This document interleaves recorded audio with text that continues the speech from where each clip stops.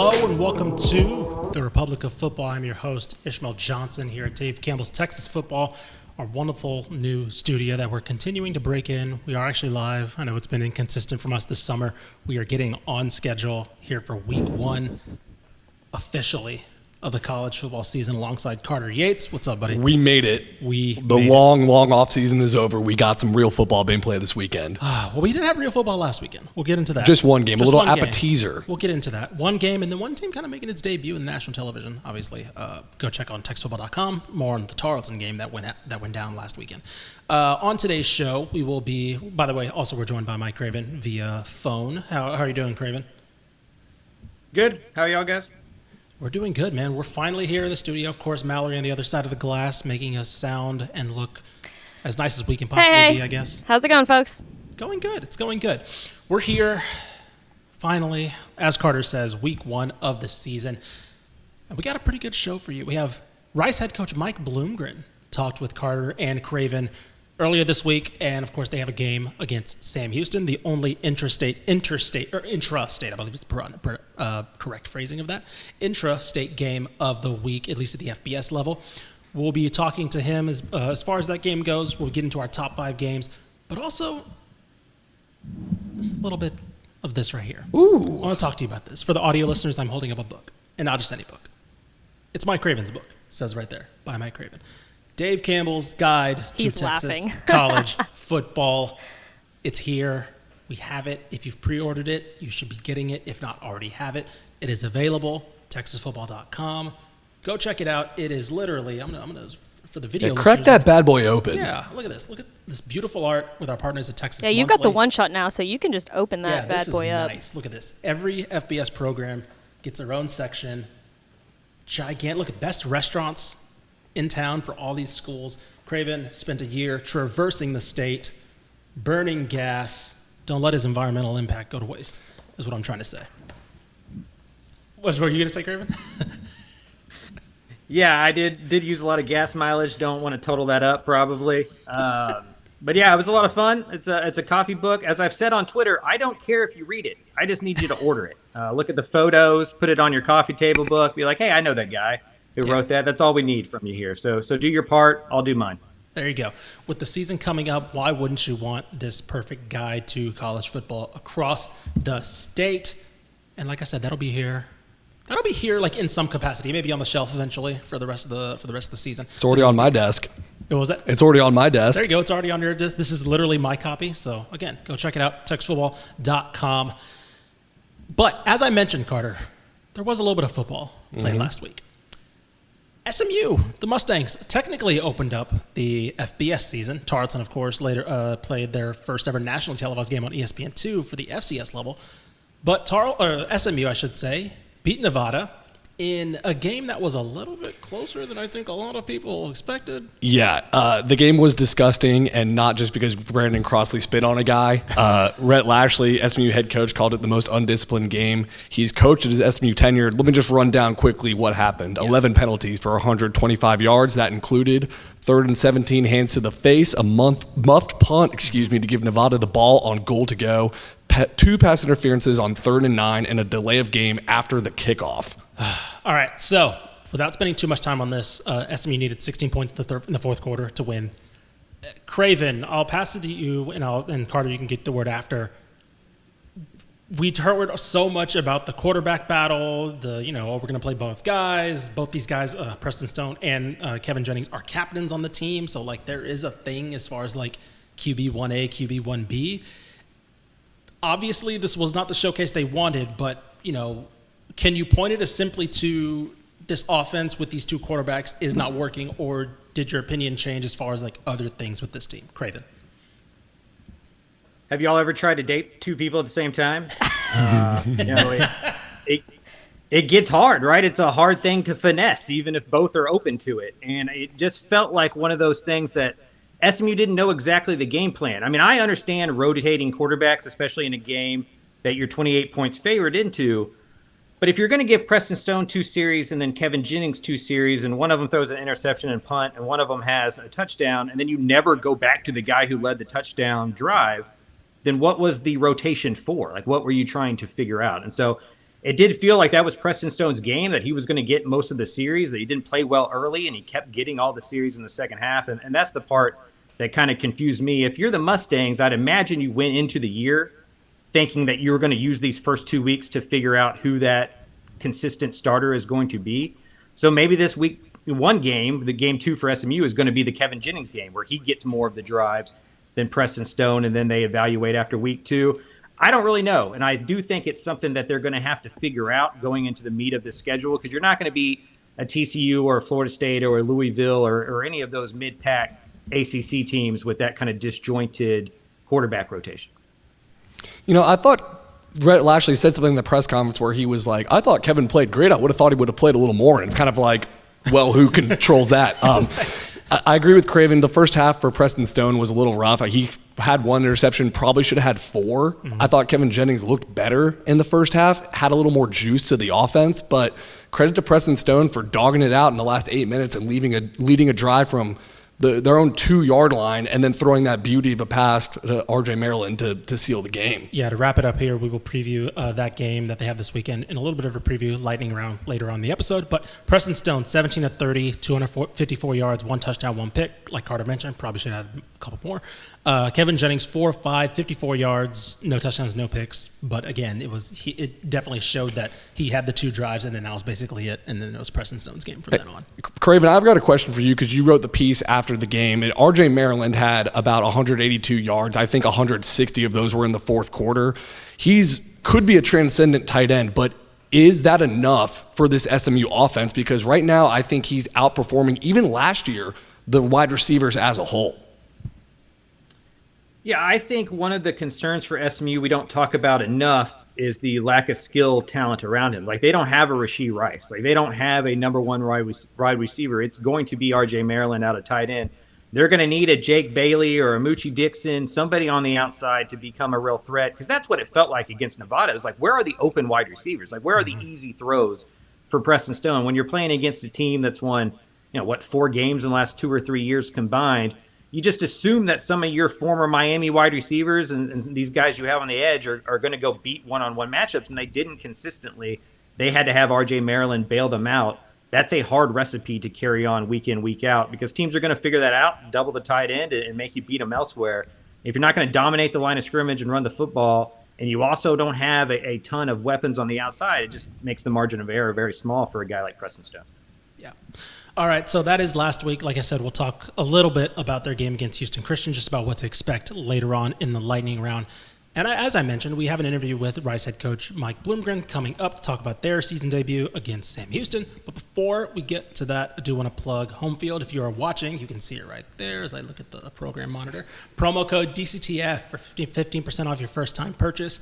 Follow the link in our, I believe, in our Twitter bio as well. That gives an affiliate link. So if you've already used your first-time purchase, anything you buy using that link will also count towards helping us out a little bit. So Rice is one of the schools I should mention that is part of Home Field. And if you want anything retro with the owl, I think they had the Love Ya Owls shirt, which I got last year when they announced those uniforms, those baby blue uniforms last year. They have a shirt that's commemorative to that. They have a dope hat. I'm looking at it right now. I might actually get that very soon. They have a giant Script R logo, of course, their logo on a hoodie, on a sweatshirt.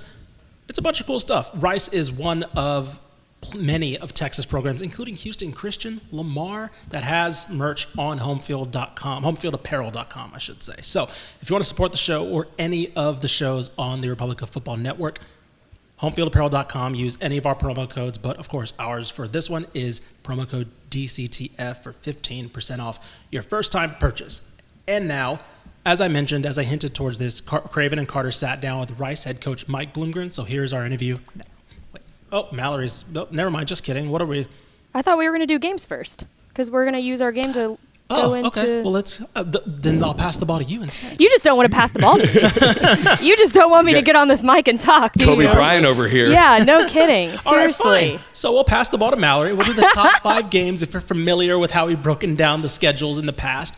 It's a little bit of the same, a little bit different, but the same will remain with Mallory taking over. Let's go. I have the power now. I told Craven earlier he had the power, but now I have the power. All right, starting off strong, guys. Texas A&M Number 20 in the national rankings, taking on hosting number 7 Notre Dame this Saturday, August 31st at 6:30 p.m. And that is the prime time spot, I'd say, on ABC. Texas A&M coming into this game as 3-point favorites. The over-under set at 46.5. And Craven, I believe you're going to be at this game in College Station, aren't you? Yes, ma'am. That's a projected 24-21 for Texas A&M, which points-wise feels about right. When we were in Vegas for the Big 12 Media Day, this line was at 0. Not that I went by a casino and checked, but this line was we absolutely did not. At that point. And so, I think the confidence level in A&M has grown just with how, they just kind of been competent behind the scenes, right? Like not a lot of drama. I feel like they have good vibes going against them. Kyle Field's always a hard place to play in. But this feels more like about Notre Dame and maybe their offensive line. They're going to start 2 freshmen and 3 sophomores, not a lot of starts up there. Mm-hmm. And A&M's best defensive unit is the defensive line. So for me, this comes down to can Notre Dame block the Aggies and what Texas A&M's defense is able to do against a quarterback and Riley Leonard that the staff at A&M is very familiar with as well.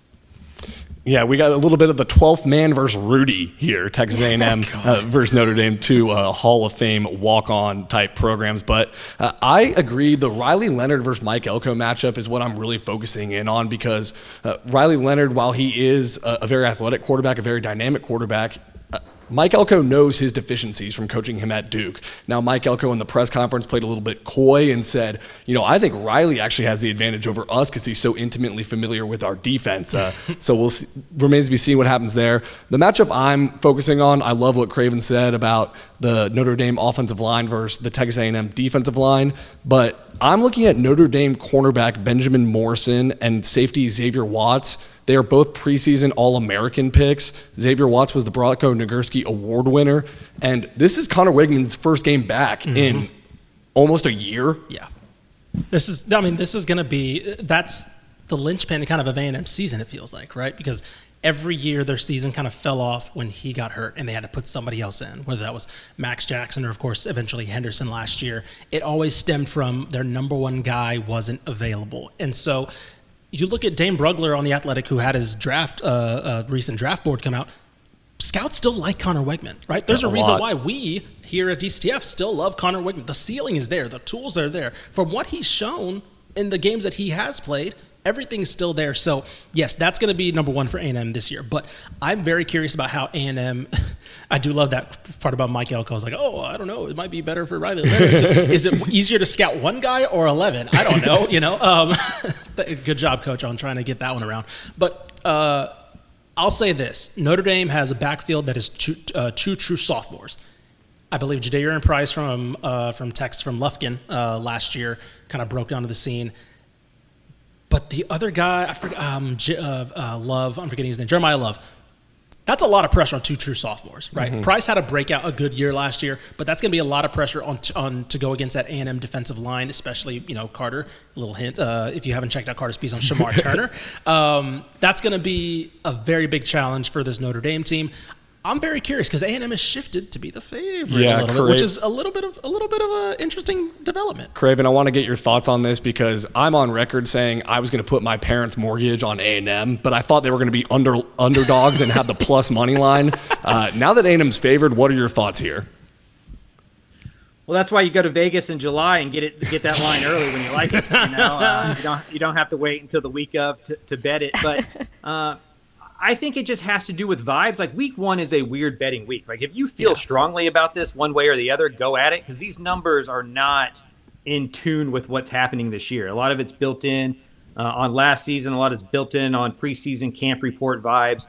And if you're at A&M, it does seem like it's going in the right direction. There's not any outside noise. Nobody's gotten in trouble. Nobody's gotten kicked off the team. Everybody's, kind of kumbaya honeymoon period stuff.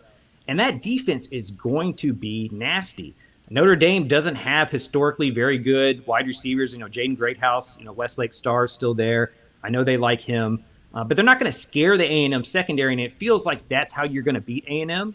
They brought in a lot of new faces. Mike Elko is a secondary expert, but if there's a weakness in the defense, it's going to be the back 4, not the front 7. And so you're going to have to block A&M, and then you're going to have to take advantage of their secondary. I just don't know if Notre Dame can do either of those things. And so then it comes down to the offense. And can Connor Wegman and this passing offense figure it out? To me, it's still the right tackle position. Amars Reed Adams has played a little bit of right tackle in camp. The initial depth chart came out, and it has Demetrius Crownover and Ruben Fathery still out there at right tackle. So that's a spot to watch late Saturday night, just to kind of see what that offensive line looks like. Because remember, last time Texas A&M kept a quarterback healthy for a full season, they went 9-1 and were almost in the college football playoffs during the 2020 season. So it's been a while since they've been able to protect a quarterback. If Colin Klein's system and some new faces come in and can do that, A&M wins this game, guys. Yeah. All of a sudden, we start talking about them as a potential college football playoff contender in the SEC. So there's a lot riding on it for both of these programs, because Notre Dame is also a team with high expectations, a top 10 ranking, that if they lose the opener to the Aggies, they're back to the drawing board as well. One issue correction, Jadarian Price from Denison. I remember Keegan Young is the running back from Lufkin, also on their roster. But by the way, one last note before we move on from this on Mallory. Credit to Robert Behrens on Twitter at Good Bull Hunting. He brought up the fact that the most expensive ticket for UNLV Houston is less than the cheapest ticket for A&M Notre Dame. Right now, the most expensive ticket, at least as of the 23rd, was $227 for UNLV at Houston. And the cheapest ticket, I believe this is on SeatGeek, $241 for A&M, Notre Dame at A&M. The free market, baby. Exactly. Or the ticket scalpers market, What I'm trying to say is if you have something free to do, make your way to Houston. It might be more affordable. Go watch that go-go. Yes, Okay. you're next. All right, let's move on to our second game of the week. TCU playing, traveling out west to play at Stanford Friday, August 30th at, guys, 9:30 p.m. our time. Oh my God. That's a late kick. That's sadistic. That's a late kick. You can watch it on ESPN. TCU coming in as 9-point favorites. The over-under set at 59.5. Craven, I want to ask you this. Last year we kind of saw a breakout star in I'm going to butcher his last name, Io Manor. Did I say that correctly? That was correct. Yeah. Let's go. Okay, we kind of saw a little bit of a breakout from him. Are the eyes going to go to this TCU secondary and what they can do and stop this wide receiver? Yeah, that's going to be the key. They bring in Andy Avalos to be their defensive coordinator at TCU this year. And one of the main reasons that he replaced Joe Gillespie is to make more plays. And so it's going to be on the secondary, obviously, to come up with some interceptions, some pass breakups. But that's also on this front four, add in the linebackers as well, to get pressure on a quarterback and not leave that secondary so much to dry. It felt last year that TCU secondary had to cover for 5 seconds. And you're just not going to do that very well consistently against college football wide receivers, especially good ones. The guy you're talking about at Stanford lit up Travis Hunter in Colorado last year. He is a really good player. 294 yards. The secondary is probably the biggest question mark for the Horned Frogs defense going into it. So this is going to have to be one of those games where the Horned Frogs get a lot of pressure on a quarterback, maybe help their secondary cover this guy. Well, and I think the starting quarterback, Avery Helm, is hurt. Am I right, Craven? He's probably going to miss this game. Yes. So that is really not what you want to hear if you're TCU. I think that's right on the defensive side. That's the biggest matchup is Alec Ayamanor versus the TCU secondary, now depleted. But let me go to the other side of the ball. I need this Kendall Briles offense to flex in this first game against a Stanford defense that gave up 37 points per game last year. This is where we get the good vibes going. If they come out with a performance that SMU had last week on offense, people are going to start drawing some narratives. Yeah. Here's the thing about Stanford and Troy Taylor is they hired him for the long haul, right? He was a Portland State head coach. Of course, him and G.J. Kinney had that great battle in the FCS quarterfinals, I think. Stanford hired him as a slow build. They were 3-9 last year. They had, that, of course, that crazy breakout game against Colorado, but as we figured out, Colorado wasn't that great. So this is a game versus a team that TCU, yes, theoretically, comfortably should be able to, as you said, flex a little bit. We should be able to see a lot of why Josh Hoover has been the guy, right, for more or less a year now, or not a year, but 6 months roughly of him being christened as the guy. And yeah, I don't want to see these stop and starts. I don't want to see these red zone struggles from the TCU offense. I need to be able to see them put their foot down and say, okay, cool. This is a Stanford team that's rebuilding, maybe a 4-5 win team this year, maybe 6 win, I don't know. But we need to see the TCU that should be theoretically in year 3 under Sonny Dykes be competing for a conference championship, in my opinion. Has there been a program that's been more nuked by the NIL and transfer portal than Stanford? I pose this question. And realignment as well. True. Yeah, they got to make some cross-country trips this year, so that's going to be fun. But yeah, so TCU offensive line should be dominant. I think they need to be dominant because the Stanford defense, as you mentioned, is not good. We got to see it, though. We got to see it, in my opinion. So, all right, Mallory. Cam Cook. Oh, go ahead, Carter. Craven. I was going to say Cam Cook should have a big game for TCU. Like, they should run the football, keep the football out of Stanford's hands, just pound on these guys. They have more depth. And remember what that Colorado loss did to TCU in week 1 last year. Like, this is a program with Sonny Dykes that has been very hot and cold. Like, when they had all the momentum in the world in 2022, they just kept rolling with that. When it kind of fell apart in 2023, they kind of kept rolling with that. So a strong start feels important for TCU. Josh Hoover needs to have a big game. I think Cam Cook's the name to watch on the offensive side of the ball because the Horned Frogs need to have, an 8-9 win season to be in a Big 12 contention, and you can't do that unless you start well. All right, let's go ahead and move on to our third game of the week. Houston hosting UNLV this Saturday at 6 p.m. You can watch it on FS1. Houston only coming in as 1-point favorites. The over/under set at 54.5. That point spread, Craven, is a little concerning. UNLV is not a bad team, but it seems like to me that Houston should be able to take care of them pretty handedly, or maybe that is an outlook to how this Houston team is going to be this year. I think it's fair to say that Houston was more talented last year than they are this year. Correct. Yep. And UNLV plays a interesting kind of go-go offense. Brendan Marion's still the offensive coordinator out there. He almost got a few head coaching jobs over the offseason. A really innovative guy. They're athletic. They're going to run the ball out of different stuff. I don't know anything about the Cougars. I was there last week, talked to Willie Fritz multiple times. Like, I still just don't know what that roster is going to look like. You would imagine they can run the ball. Parker Jenkins back. Donovan Smith as a quarterback who can bully some people with the run game. And Fritz, kind of his whole history has kind of had the option run game kind of happen, kind of like what Georgia Tech did to Florida State last week. But I don't know if they can lean on people like that yet. They don't have the depth along the offensive line to do it. Houston is one of those teams that I just think we need to put in an oven and we'll just check back in on in 2025 because it's going to be an up and down season for the Cougars. Maybe more down than up. Yeah, that's a really good point. I'll say this. Houston's big three on offense, you can look at Smith, Jenkins, and probably Manjack now. Hell yeah. They match up in terms of like against UNLV well, in terms of like they'll be the best players on the field when they're on the field. The problem kind of comes with everything else. So obviously the defense kind of took a hit in the offseason as well with some late transfers. I'll say this. One thing that plays in UNLV or in Houston's favor is UNLV also switching quarterbacks, right? Their guy left, their guy transferred. This guy that they have coming in, Matthew Sluka, was at Holy Cross last year. So, productive quarterback. He was a first-team All-American FCS last year.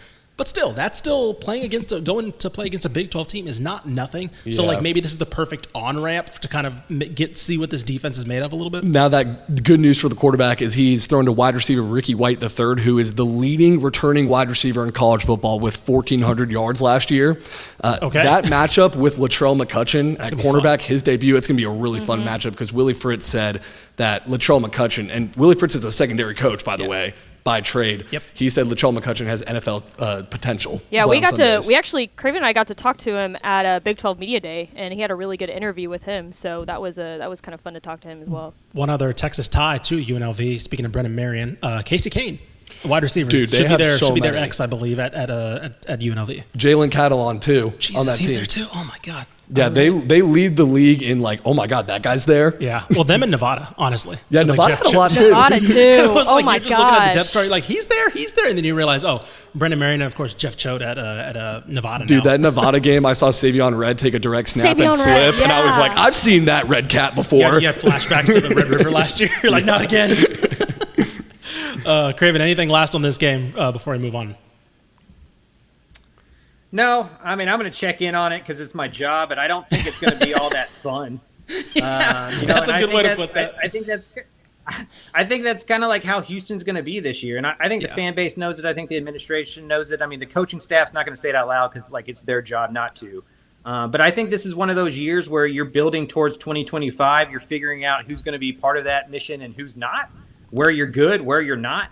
And playing a solid G5 team to start it off is going to reveal a little bit about that roster. So there will be something to take from it, but I do feel like it's going to be one of those games that maybe isn't the prettiest to watch.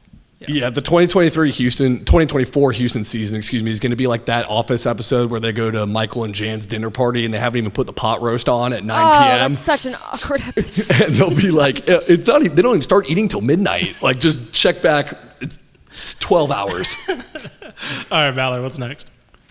All right, up next on our list, we got two left. North Texas is playing at South Alabama this Saturday at 4 p.m. You can watch it on ESPN Plus. South Alabama coming in as 5-point favorites. The over-under set at 64.5. Craven, this feels like an important game for North Texas playing out of conference, opening up the season here. We get to see Chandler Morris's debut. There's so many Morrises and stuff. I'm trying to get it in Chandler's too. Get to see Chandler Morris's debut at quarterback. What are you expecting to see out of the Mean Green this weekend? It's a big game. Also for me, I picked North Texas to win 7 games in the magazine somehow. Thought I had done 6-6. Somehow ended up at 7-5. So they're going to need to win a football game like this. I think the offense is going to be interesting to watch. You know, the running back position probably not as good as it was last year. So this is going to look more like what we expect an Eric Morris team to look like. Like Chandler Morris is going to have a lot on his plate. He's going to throw the ball 40 times a game. I think this is where we're headed with North Texas' offense. But it's the defense. To me, it's going to be the defense, especially the front 6, front 7. If they can stop the run, what the safeties look like. They lost Hasheem Young, the transfer in from Ole Miss that they knew from their time at Iowa State with Capone there at defensive coordinator back in the day. And so they lost their leverage player that they thought was going to help them kind of be good against the run from the safety spot. Because if you talk to the coaches, they blame a lot of last year just being too small. Like if you're going to run that 3-3-5 defense, you need a force safety on the outside that weighs more than 180 pounds. Like that's who the tight end is blocking. And that's just what teams did last year against North Texas. They put a tight end on one side, and they just pounded people. And if they can kind of counteract that, Jake Shipley's in, just some bigger bodies in there, they're going to score enough points to where this defense doesn't need to be the 85 Bears. They just need to not be 133rd in the nation. And we'll learn a lot of how much they've improved on the finer points of things, like just tackling, just like that kind of little stuff. We'll find that out pretty quickly because South Alabama is one of those teams that's going to put stress on your defense, is going to do some interesting stuff to get in space and make you make those type of tackles. Yeah. First, a little bit of another Texas tie. South Alabama head coach Major Applewhite. He's back, ladies and gentlemen. So that'll be interesting to see. Obviously, under Kane Womack, South Alabama kind of grew into a reliable Sun Belt team. If Applewhite, he has a good platter to work with and kind of take it forward. We'll see, because as Mallory remembers, like, last year, the game against Cal was like, oh, this is going to be a rough season when you kind of saw that defense. Yeah. So it's like, okay, obviously the defense is going to be the hinge point as far as, like, can they improve at all? But I'm also interested to see this backfield. Like, Eric Morris, as we know, he'll throw the ball. Chandler Morris will throw the ball a lot. Eric Morris loves to call those plays. But they had a reliable running game last year, and they just don't. I like Akaika Ragsdale, but, like, can he be the guy that Ayoadeji was, right? Can he be the guy that a lot of those guys were, that honestly, UNT's relied on going back through the Seth Luttrell era. So we'll see. I'm not concerned about the passing game. Offense, I think, overall will be well, but I'm curious to see, do they have a run game? And then, as we mentioned, defense. Can they get any stops? You know what they need to do is stick running back coach Patrick Cobbs back there, because that dude could still play. He can definitely put up 1,000 stops. So South Alabama is an interesting case here. I feel like, and correct me if I'm wrong, guys, but this feels for North Texas like the most can't-lose game of all the games we've talked about. Like, if they go out there and their defense gets waxed by a South Alabama team that, by the way, beat the brakes off of Oklahoma State last year, 33-7 at the beginning of the season. That's true. Like, if they put up one of those performances, I think it's starting to get anxiety time in North Texas, just for like, here we go again. Here comes another long season. Yeah. My answer for that would be TCU.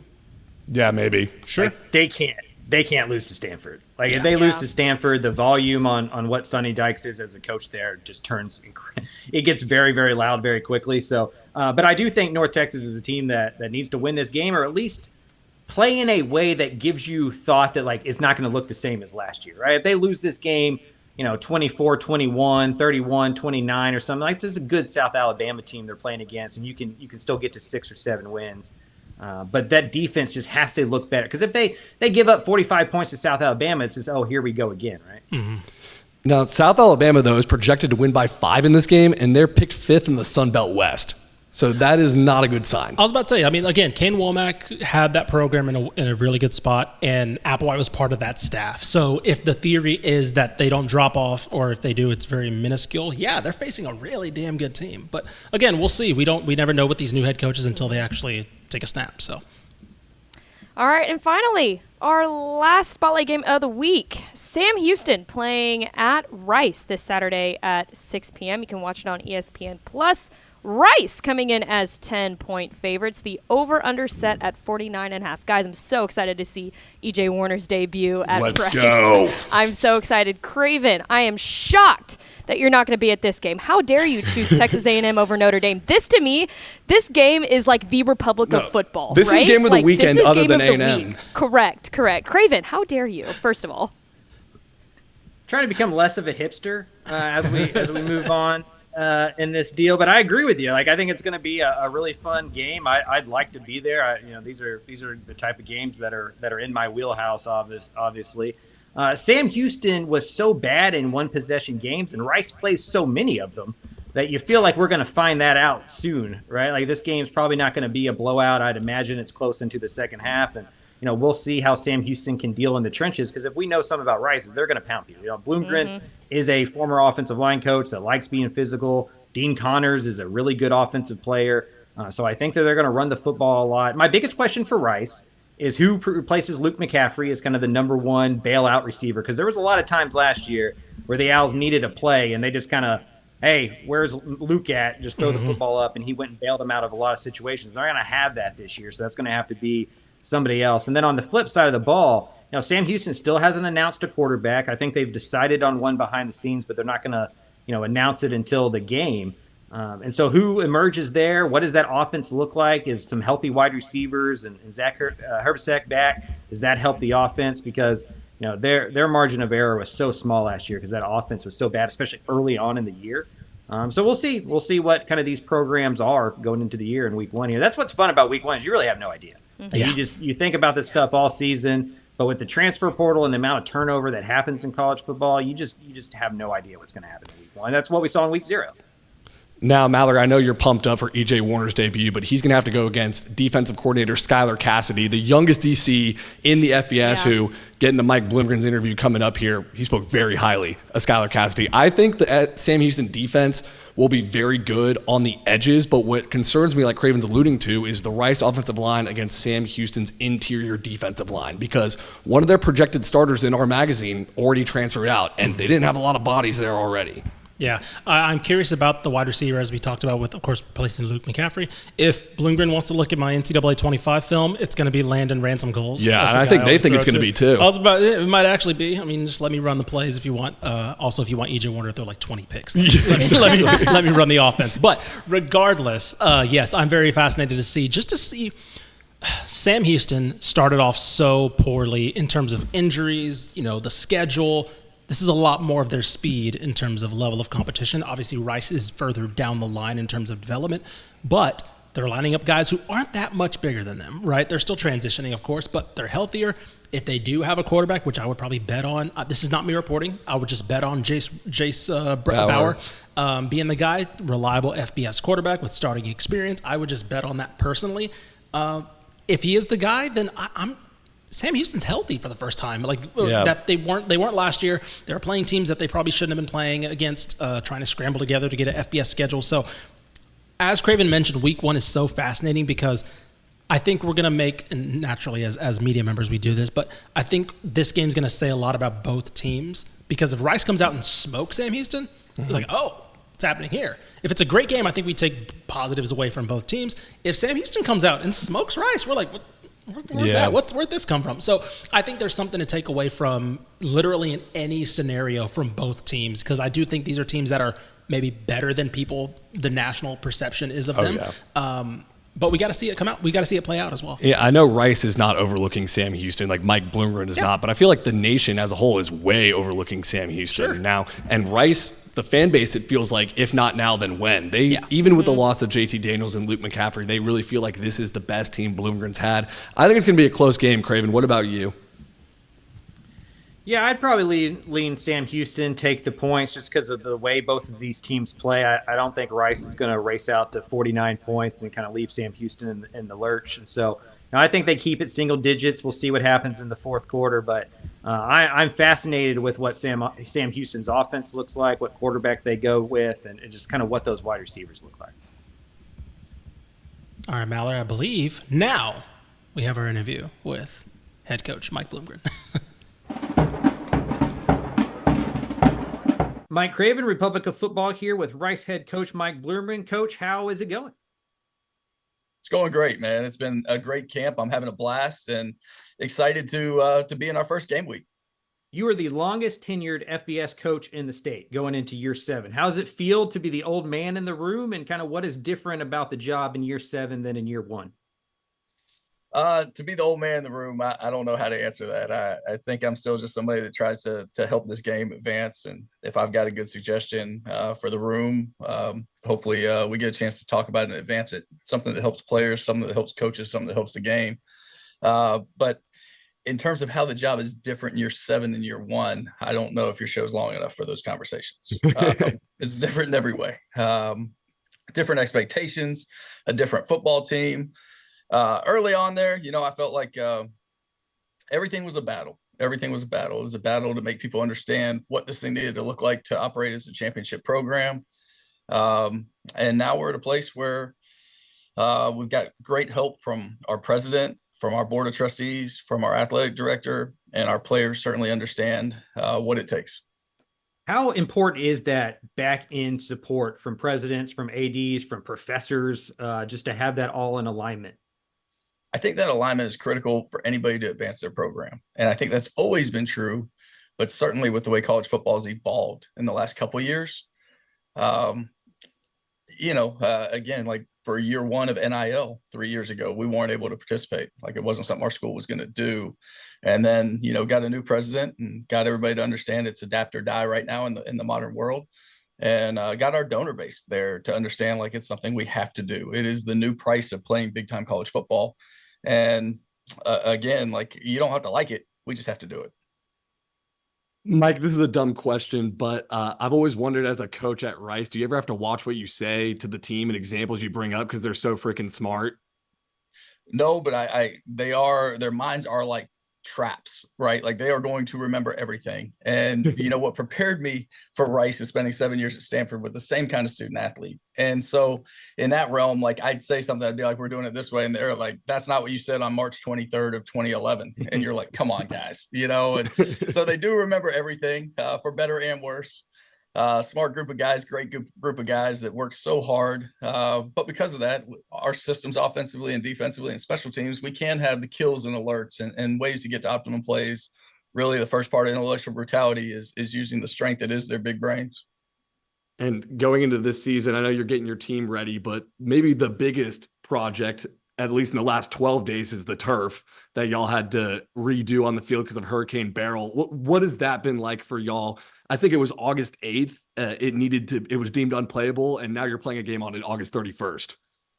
Yeah, Carter, that was exciting. And yeah, Hurricane Beryl made it hard for the Owls to fly in a couple ways. We took our bubble and put it in storm mode, but it ended up taking the bubble to the ground. And so we lost the indoor capability. The air conditioners weren't in good shape there, all kinds of problems with the bubble. And then, you get on the turf, and just because of all the flooding, the pad had moved. And so I'm like, okay, let's pull it up and put a new pad down. They're like, yeah, coach, once the pad moves, the field stretches and you really can't lay it back down. So incredible that we were able to get that done. From the time the turf was ripped up till us practicing on it last Thursday was 12 days. And so we all know, like we've seen new turf take 3 or 4 months, as was the case with ours the last time we did it. And just to have the commitment of 2 crews and a Rice alum really leading the charge. And this new pivot turf is incredible. It's like you could putt on it. You could also sleep on it. It feels like a Tempur-Pedic mattress, but when you put cleats on it, it gives you a very, very good playing surface.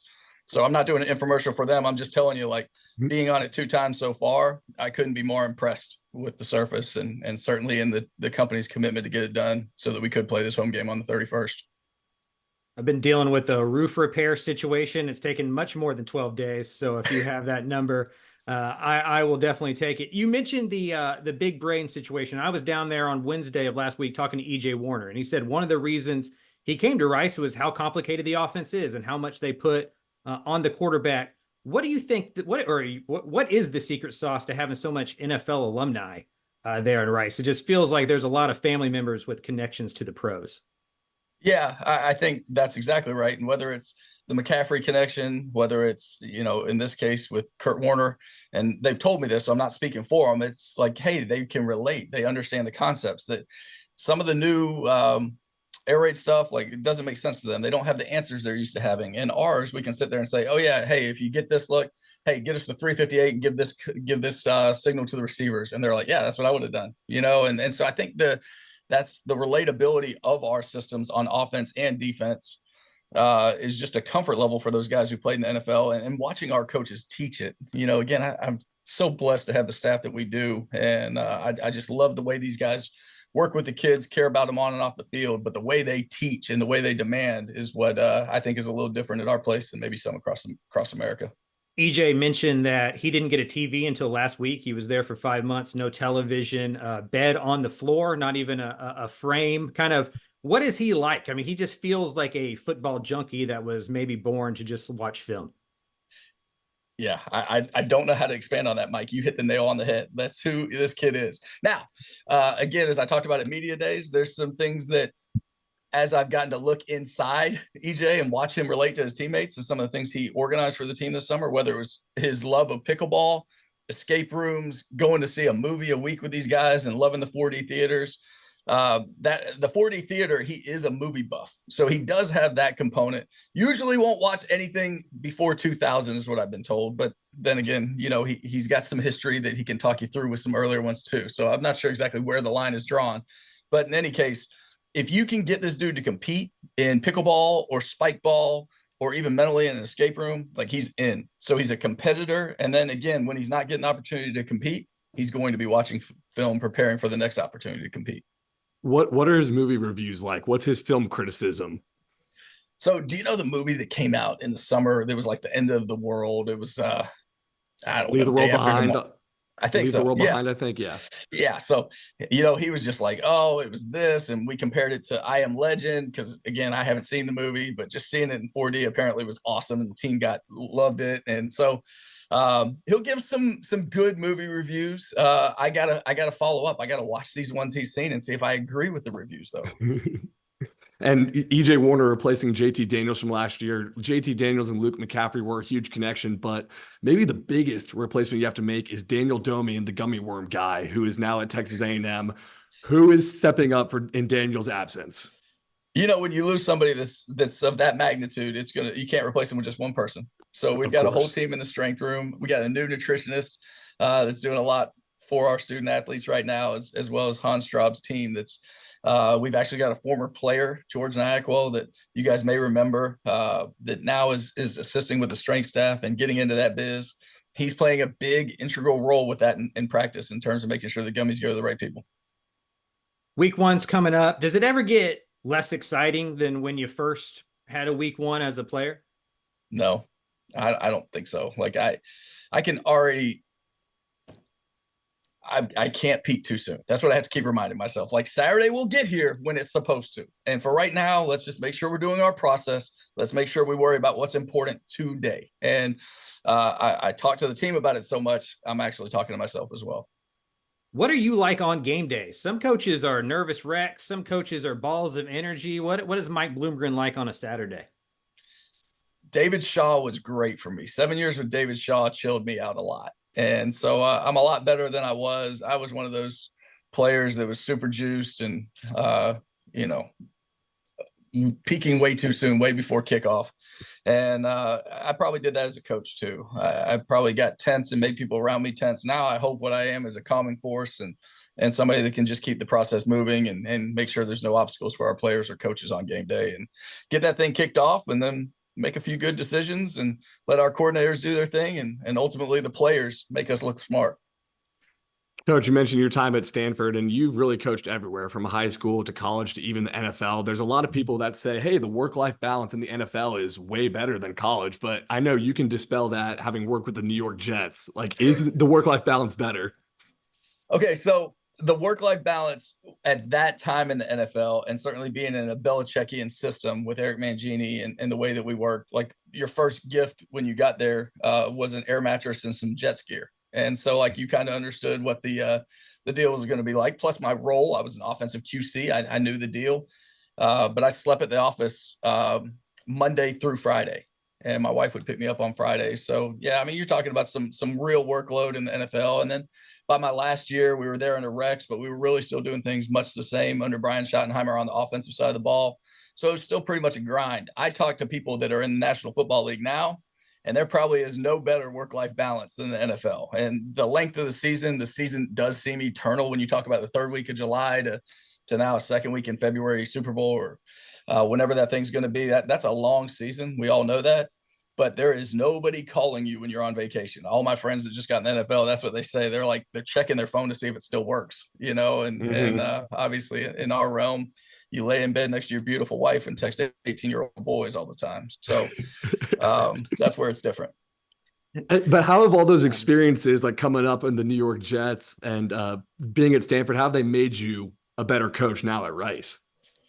What I hope is that I'm a summation of all those great coaches I worked with. Even if you go back to Florida State under Bobby Bowden, my time at Alabama under Dennis Franchione, and some of the things that he was able to do and making everybody in the building understand that they have a role in helping us win on Saturday and getting them all pulling the rope in the same manner. To Eric Mangini learning situational football with the Jets, to Rex coming in and just really bringing a locker room together, all the people from different backgrounds together so well. And then to my time at Stanford with Dave, where he just created such a good environment that coaches and players wanted to be in the building all the time. So hopefully a culmination of all those things. And even going back to my high school coach, Mike Hickman, who just made me fall in love with this game more and more every day. You lettered in 13 sports or something like that when you're in high school. You still play golf a little bit. What's the handicap these days? Okay, it's terrible. And I kind of gave up the game of golf when my oldest son was born. He just turned 18. So I played my first 2 full rounds of golf this summer. And it looked like I played my first 2 rounds of golf in 18 years this summer. Some frustrating moments, hit a few shots that still made me think maybe there's a future of me playing that game, but it wasn't good. We're not going to talk about handicaps. My grandfather said that, if you're too good at bowling, that probably means you don't have a ton going on in your life. I'd imagine as a college coach, if you're too good at golf, that's probably a sign of something kind of bad. You need to be in the middle. You need to be in the middle. And certainly if for me and what the guys on my staff that I choose, they're going to choose to get the work in we need to make sure we're doing everything we can for this program. And then they're going to go see their families. They're not going to spend 5 hours on a golf course. And again, I know some staffs are able to do it during training camp, and I know some staffs are able to do it even in season. I have no clue how. I don't know what that looks like. But in the off season, maybe I'll get back to playing this crazy little game. Is your kid a big time football player? The 18-year-old? He's a rising senior at Episcopal. He's and then my youngest is a rising freshman. So the senior is he's loving this game. Unfortunately, plays the worst position in it. He plays quarterback as well. Oh man! So it'll be a fun senior year. I'm looking forward to them opening up on Friday night and catching some of the game after our team meetings. How are you in the stands? Away from people. I'm pretty. You never somewhere between coach and dad. Run the touchdown play, Yeah, no, I'm not ever vocal like that. I am ultra critical of football decisions and that he makes. And certainly if I see things that I feel like he should be doing, and but I try to keep that to myself. That's one of those things I need to keep for my pillow as well. Cause I've learned that if I want to remain in my dad role, I can't tell him everything as a coach, or our relationship gets a little strained. Yeah, sure. Coming up this week, got an in-state game up against Sam Houston. Kind of what jumps out on them on film? And in week 1, how hard is it to scout a team nowadays with the transfer portal and just the amount of turnover on a roster? Oh, I mean, yeah, I don't think it matters who you play anymore because you won't know who that team's going to be, with all the transfers. Sam Houston's actually done a really good job with retention. They've redshirted some people to put themselves in a good position for this year.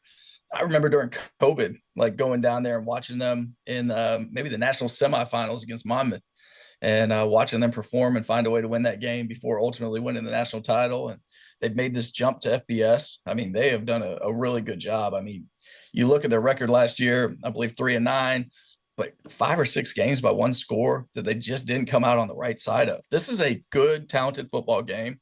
And then in addition to not knowing really who the personnel is, they bring in a defensive coordinator from Abilene Christian who does a good job and, actually like started out giving the Aggies fits last year, if you remember that game late in the season.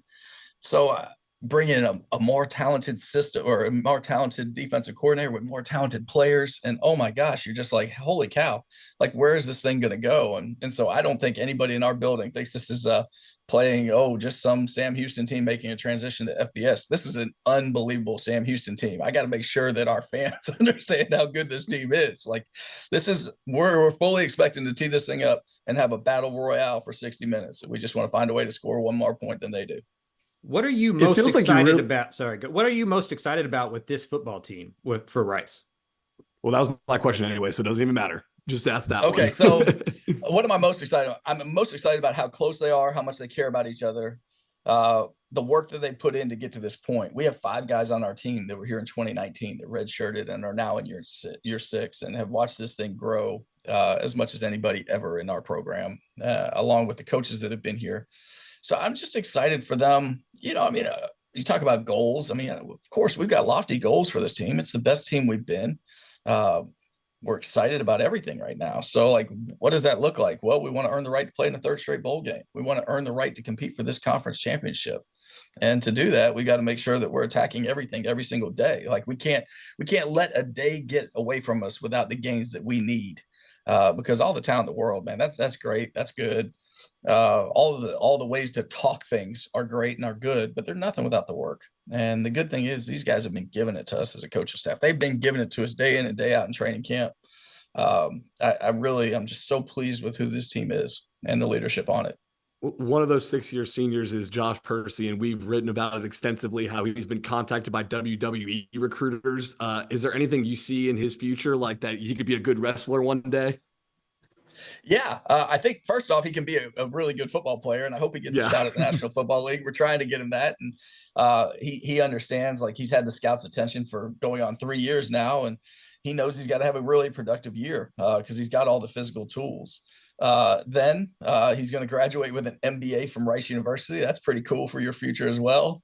And then to have this NIL deal with the wrestling, oh my goodness. Yeah. I mean, Piercy, like I joke around all the time. Like, dude, if I looked like you, I'd never wear a shirt. Like he is absolutely chiseled. Like we called him the mannequin for the first 3 years he was here. So yeah, I mean, I think there's a bright future for Josh Piercy. I hope it involves football first. All right, Coach. We appreciate your time. We know week 1 is a busy one for everybody. Good luck this season, and we'll be checking in with the Owls. Man, I appreciate you. Yeah, like just the thing that we've got going right now at your employment area is hooting intensifies. And let's just make sure everybody around there is saying it. Hooting intensifies. Hoot, hoot. Hooty, hoot, hooty, hoot. Thanks so much, guys. Have a great day. You too. All right, there was Rice head coach Mike Bloomgren. And as he noted, hooting intensifies. It stays intensifying in the DCTF offices. All right, Mallory, we have the lightning round coming up. Let's introduce this a little bit. As you guys remember, last year we used to go through every single FBS program or game in the state. This year we're not going to do that. We're going to go in depth on the 5, like you heard earlier, and then Mallory's going to take it from here, and we're going to go rapid fire for the rest of them. Mallory. First, I want to show off your graphic that you made that has all the games up on here of the week, all 12, I would say. So we'll go through these very quick, but nice graphic. I really, really like this. I believe it's on Twitter and Instagram and Facebook. So if you forget, it will be on our social media. So let's get right into it. First game of lightning round at number 4, Texas, hosting Colorado State this Saturday at 2:30 p.m. You can watch it on ESPN. Texas coming in as 32.5-point favorites.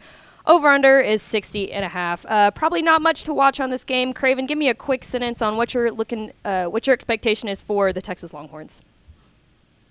Take the over. Colorado State has a pretty solid passing game, a really good wide receiver, so I think there's going to be points here. I think I'm most curious in seeing Arch Manning whenever he comes in, if that's in the first half for a little bit or in the second half. and then just what that Texas secondary looks like and how it shakes out at the opposite corner of Malik Muhammad. Up next, we've got Baylor hosting Tarleton State this Saturday at 6 p.m. You can watch it on ESPN+. Baylor coming in as 26.5-point favorites-ish. It feels like to me that if Baylor loses this game, we might be in a little bit of trouble. But we did see Tarleton win their first game on their ESPN debut this week. Corey Hogue, our small college insider, was there at that game. Yeah, for Baylor, I mean, again, yes, this is a ranked Tarleton team, I should mention, for a lot of casuals out there. So this isn't necessarily a walk in the park from a traditional standpoint. Yes, Baylor should win this game. It should be comfortable. Offense, just want to see rhythm. You just want to see Daquan Finn being explosive. You want to see a run game, right? Jake Spavital does know how to call a run game despite his air raid ties. And, of course, the defense. You want to see what that defense, and if they're able to just kind of squash any semblance of pulse that Tarleton offense has. So Dave Aranda's back at the helm. Hopefully they can get it done very controllingly with no worries. SMU back at home this weekend against Houston Christian Saturday at 7 p.m. You can watch it on ACC Extra or ESPN+. Carter, SMU heavily favored in this game. Anything to take away from the Mustangs? What are we looking to see this week after week 0? To exercise some demons. Put 50-plus up next opponent. Correct. Texas Tech hosting Abilene Christian this Saturday at 6:30 p.m. You can watch it on ESPN+. Texas Tech heading into this game as 33.5-point favorites. Craven, what are you hoping to see from the Red Raiders, this weekend in Barrett Morton at the helm there for quarterback? Yeah, Baron Morton's shoulder, just how much they give to him if he's passing the rock around will be important. Kind of what that defense looks like. They're replacing about half the starters. A lot of faces that they recruited that they kind of stash away and now feel are ready to play on the defensive side of the ball, so that'll be interesting. But for me, the number one thing is kind of what that offensive line looks like, especially at right tackle. It looks like Caleb Rogers has slid back out. He was listed as a starter at right tackle. I know they experimented him at guard and at center, and as we talked about all offseason, if he has to play tackle, that's kind of been an issue. On the outside in pass pro, they were hoping Ty Buchanan would kind of step up. Not sure if that's happened. And so just kind of see what that offensive line rotation looks like going into what will be a big week 2 for them. Ish, I'm giving you this one. Texas State hosting Lamar this Saturday at 7 p.m. You can watch it on ESPN+. Ish, what do you want to see from your Bobcats this weekend? Should be an easy win for the Bobcats. Yeah, I'm curious about the defense under first-year play caller Dexter McCoyle, but also I think low-key, what do we see from this Texas State team on both sides of the ball? UTSA is next weekend. Do you show everything you got or even half of the things you got against Lamar? Obviously, you want to get McCoyle comfortable with play calling, so that'll be interesting to watch. Obviously, you want to get Jordan McLeod some good in-game reps to gel with the rest of the offense. But how much do they actually put on film heading into next week, knowing it's one of the probably top 5 biggest games of the past decade or so for Texas State against UTSA?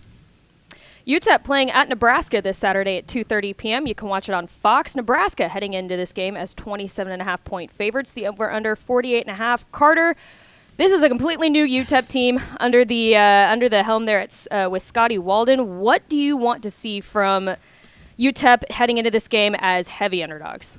UTEP stay healthy, and also Nebraska quarterback Dylan Raiola looks exactly like Patrick Mahomes, so don't be too freaked out when you see it.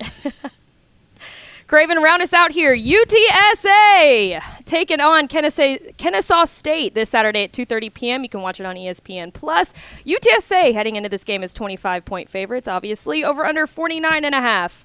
What's up, Craven? What do you want to see from your Roadrunners? Quarterback's going to be interesting. Who takes the first snap? Jeff Traylor's kind of kept that under wraps. Owen McCown or Eddie Lee Marburger both listed as starter on the depth chart, so we'll see what the quarterback position looks like. But I think big time for UTSA this year is going to be the trenches. If they're going to compete for a conference championship, maybe even a college football playoff spot as the G5 champion, it will be because their offensive line and defensive line are dominant. If they can't be that against Kennesaw State, that probably spells trouble throughout the season. So just to see how good they are in the trenches. One more time for the viewers here is the Week 1 slate of the 2024 college football season. Pretty good slate here, I'd say. Obviously, the headliner, Texas A&M Notre Dame. Really, really excited that college football's back, guys. Oh, it's back. We went through the whole schedule, and I'm ready to just get this started. TCU, though, what's up with that Friday game? Come on now. We got to stop with that. Past my No bedtime. kidding. I know, exactly. Exactly. All right, that'll do it for us. We'll be back Saturday night / Sunday morning. Whenever you listen to us, we will be back with our recap episodes. That is audio only, just to clarify. We will be back. Oh, there was some feedback in my ear. But anyway, we'll be back with our recap episodes like we usually do after every week. So again, Saturday night, Sunday morning. Hopefully by the time you wake up Sunday morning, it'll be out there. Buy Craven's book. Dave Campbell's, I want to make sure I get this title right. Dave Campbell's Guide to Texas College Football by Mike Craven, TexasFootball.com. Mike Elko, please give us a call. And go Rutgers, beat Howard.